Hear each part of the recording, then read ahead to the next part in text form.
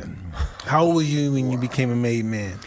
I was, when I became a recruit, I was 22. Yeah.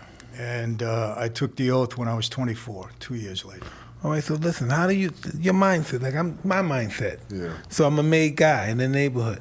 Nobody could fuck with me, put their hands on me, but I could fuck with you. How do you do that? Look, my mentality. You know, I'm a young 20-something-year-old guy.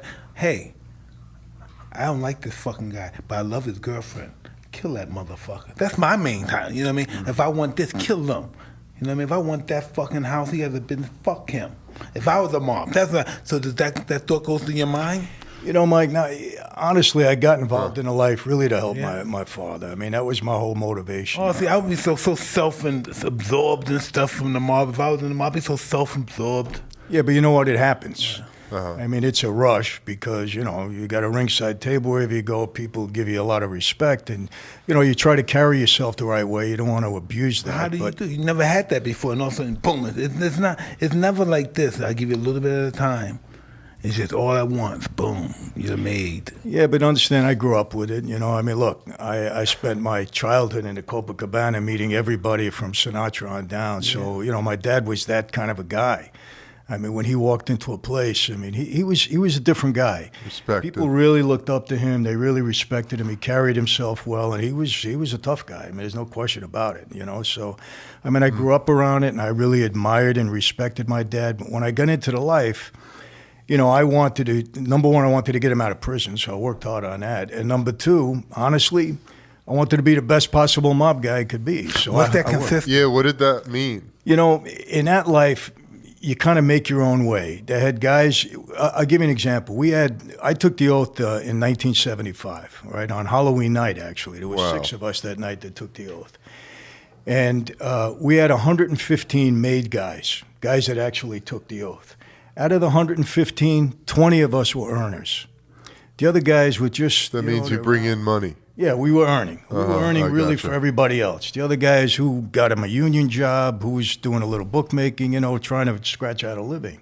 So I was determined to make money, and I had a head for business, and I used the life. I knew how to use the life to benefit me that way. So I took advantage of that, you know, and I got involved in a lot of different things. And, you know, I came upon a scam. I'll tell you what happens, Mike.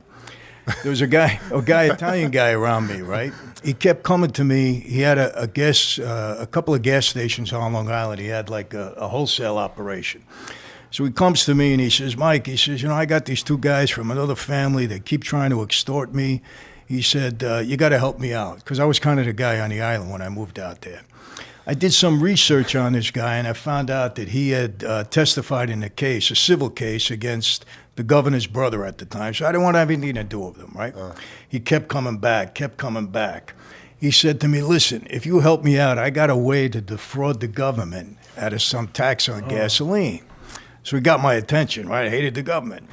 So I said, well, explain it to me. So he tells me this little thing. I said, all right, we're going to go into business together. I said, I want to form a new company. That's it. So I get rid of the 2 guys that were bothering him. I didn't get rid of, you know, I made them go away.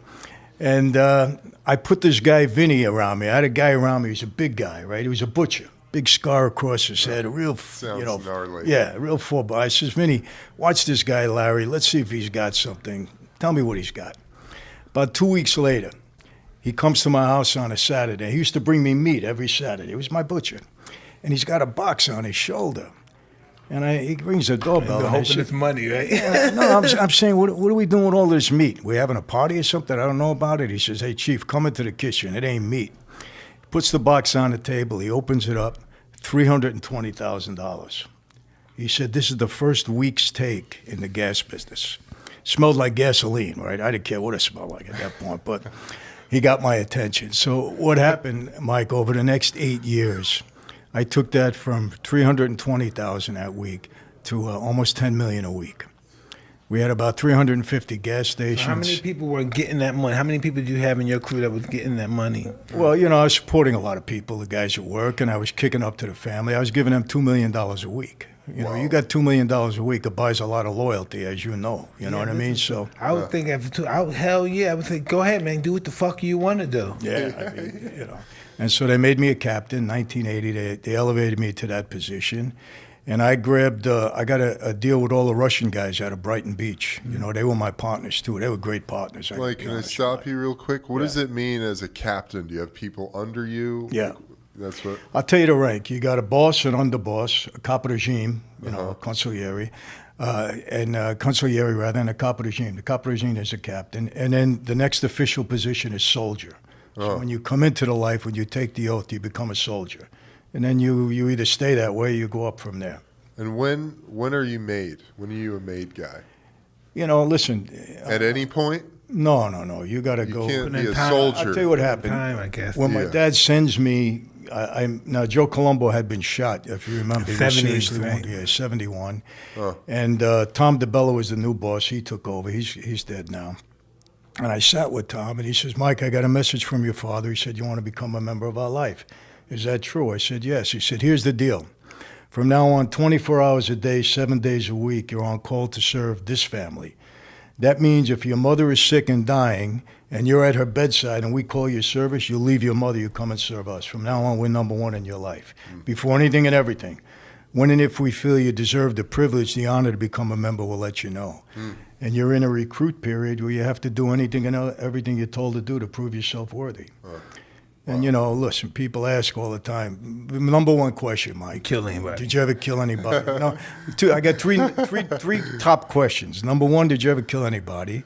Number two, where's all your money buried? And number three, where's Jimmy Hoffa buried? Those are the three top questions all the time. I can name them wherever I go. It doesn't matter. So, you know, after about 2 years, I proved myself worthy, and then we got called in on, it was Halloween night, 1975, in a secure place in Brooklyn. And we all took an